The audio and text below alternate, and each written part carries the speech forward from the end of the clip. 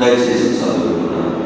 తాము చనిపోయిన తర్వాత తమరి రాజ్యం కంటే తక్కువైన రాజ్యం ఒకటి లేచును, అటు తర్వాత లోకమంతా ఏలినట్టి మూడవ రాజ్యం ఒకటి లేచును, అది ఇత్తడి వంటిదగును.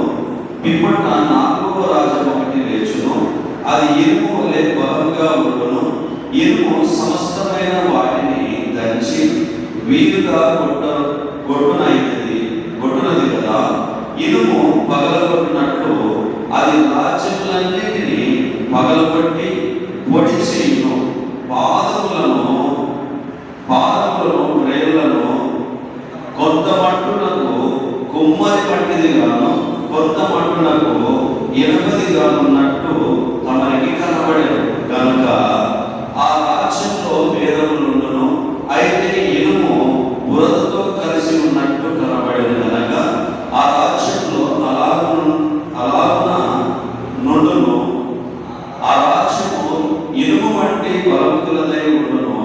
పాదములు రేళ్ళు కొంత మట్టుకు ఎనభవి గాను, కొంత మట్టుకు మట్టివి గాను ఉన్నట్లు ఆ రాజ్యము ఒక విషయంలో బలముగాను, ఒక విషయంలో నీరసముగాను ఉండును. Thank you sir.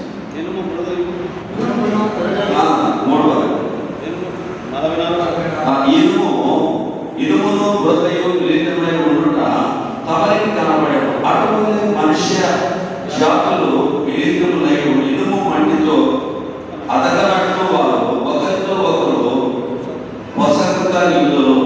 ఆ రాజుల కాలములలో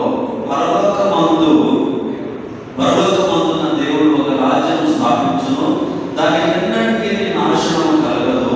ఆ రాజ్యము దాన్ని పొందిన వారికి కాక మరెవరికి చెందదు.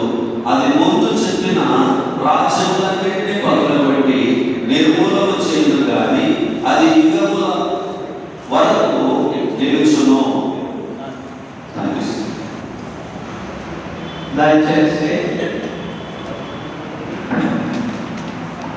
ప్రేమైన దేవుని బిడ్డలారా, దేవుని సేవ